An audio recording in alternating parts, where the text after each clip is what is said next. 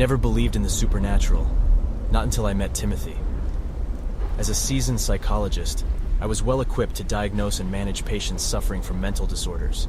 But Timothy was different. He was referred to me after experiencing severe hallucinations and claiming that the shadows were talking to him. At first, I suspected schizophrenia or a related psychotic disorder, but as I delved into Timothy's case, I found myself spiraling into an abyss of fear and confusion. Timothy's issues began after he discovered an old book in his attic, filled with cryptic writings and strange symbols. He was convinced that the book had awakened something dark and malevolent, something that was now haunting him. I assumed it was a delusion, a manifestation of his disturbed mind. Our sessions were challenging, filled with tales of shadows moving on their own, of voices whispering his name, of an ancient curse that had been awakened. I remained rational, trying to help Timothy unravel his fears through cognitive behavioral therapy. But then, the nightmares began. I would wake up in the middle of the night, drenched in sweat, images of twisted shadows and grotesque faces lingering in my mind. I brushed it off as stress, the result of immersing myself too deeply in Timothy's troubled psyche. I continued to work with Timothy, delving into the origins of his fears, trying to help him confront and overcome them. But the nightmares persisted, growing more vivid, more terrifying. I found myself drawn to the book Timothy had described, curious to understand what had triggered his descent into madness. I asked him to bring it to one of our sessions, a decision I would come to regret. When Timothy handed me the ancient tome, I felt a chill run down my spine. It was old, bound in weathered leather, the pages yellowed and brittle.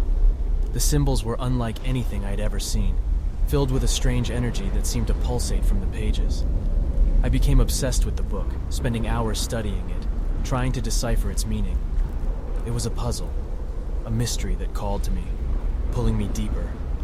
Timothy's condition continued to deteriorate. He became more withdrawn, more terrified. The shadows were no longer confined to his mind. They were manifesting in the real world, or so he claimed. I didn't believe him, not until I saw it for myself. I was working late one night, the book open on my desk, the symbols dancing before my eyes, when I heard a whisper, a soft, insidious voice calling my name. I looked up, and there it was, a shadow, moving on its own, twisting and writhing like a living thing. I froze, disbelief and terror warring within me. I watched as the shadow crept closer, the air growing cold, the whispers growing louder. I fled, abandoning my office, the book, and my rational mind. I knew then that Timothy was not delusional, that the book had indeed awakened something dark and malevolent. I had been drawn into its web, and now I was trapped. I consulted experts, scholars of the occult, desperate to find a way to banish the shadows, to silence the whispers. But the more I searched, the more I realized that I was dealing with something ancient, something that could not be controlled or contained. I terminated my sessions with Timothy, unable to face him, unable to face what I had unleashed. I locked the book away, hoping that I could forget, that I could move on. But the shadows lingered, haunting me, taunting me.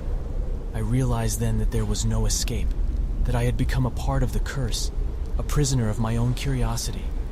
I am writing this as a warning, a plea to anyone who may find the book, to leave it alone, to let the shadows rest. My time is running out. I can feel them closing in, the whispers growing louder, the darkness consuming me.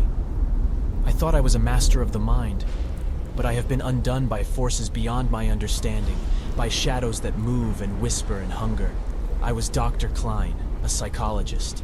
Now, I am nothing but a warning, a cautionary tale of curiosity and hubris, of shadows and whispers and ancient curses. May you heed my warning and leave the darkness undisturbed.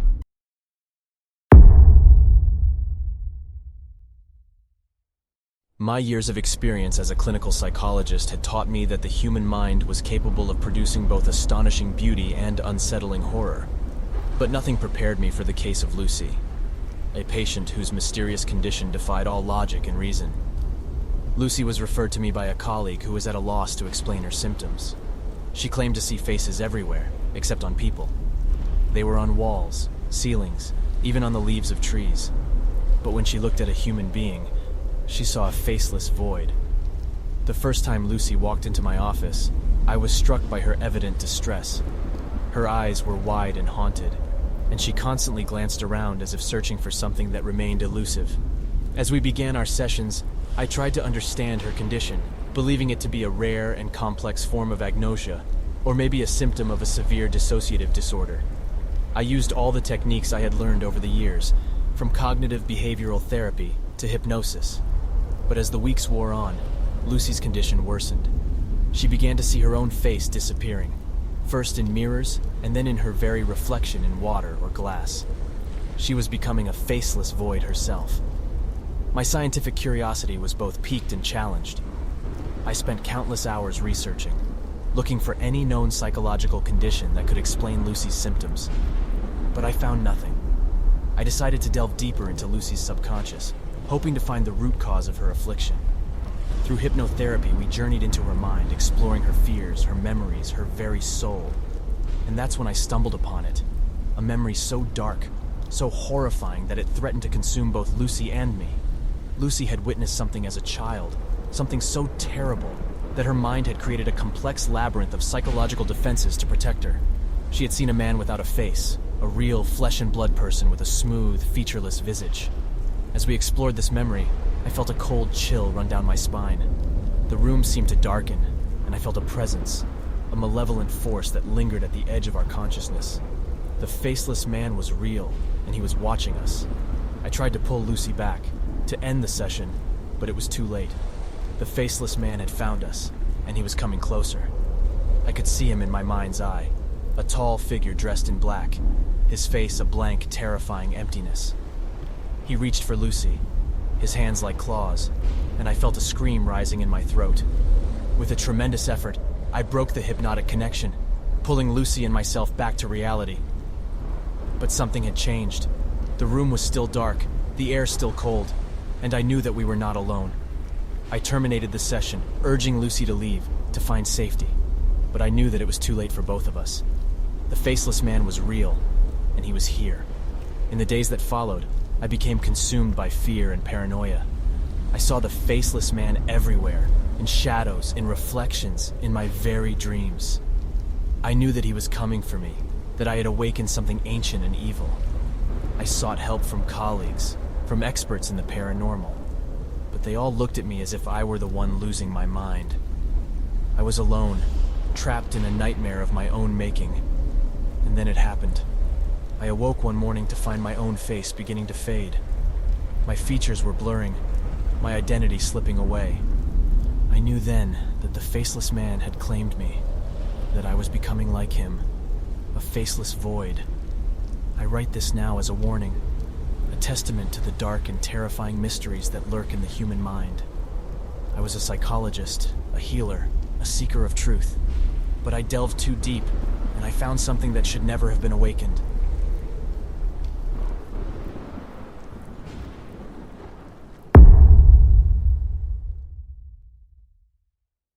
I had always been fascinated by the human mind, its intricacies, its mysteries, its vast capabilities. It led me to my career as a psychologist, specializing in treating patients with severe trauma. Then, a new patient came into my life, Anna. She was a young woman plagued by nightmares so terrifying they were affecting her daily life. I was intrigued and took her case immediately. Anna's nightmares were persistent and horrifying. In them, she would see herself trapped in a room surrounded by mirrors. Each mirror reflected a different version of her, twisted, contorted, wrong. The more she looked, the more grotesque they became, until they would reach out, pulling her into the mirror, where she would be lost forever. Weeks went by, and I tried every method I knew to help her, yet the nightmares persisted.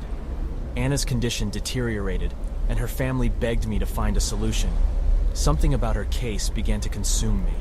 I delved into her past, into her subconscious, seeking answers.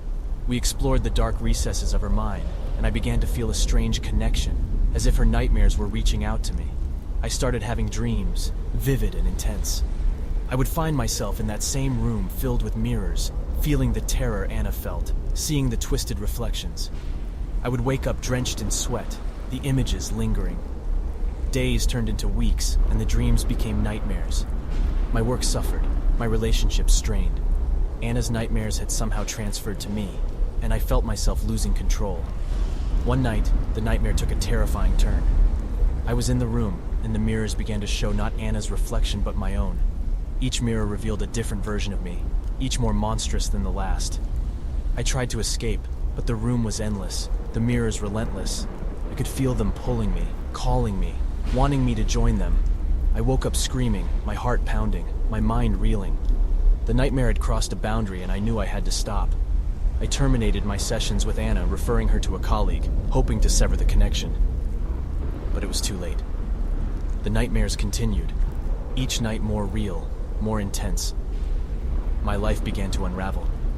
I became a prisoner of my own mind, trapped by my own curiosity, my own arrogance. Then, one fateful night, the nightmare changed again. The room, the mirrors, the reflections were all there. But this time they spoke. "We are you." They whispered in unison, their voices like a distant echo. "Join us." I felt a pull, a force I couldn't resist. I stepped closer, drawn to the monstrous reflection, knowing it was me, knowing it was my destiny. I reached out, my hand touching the cold glass, and everything shattered. I woke up in my room, but something was different, something was wrong. I rushed to the mirror, and my blood ran cold. My reflection was not mine. It was twisted, grotesque, a monstrous version of me. It smiled, and I knew then that the nightmare was real.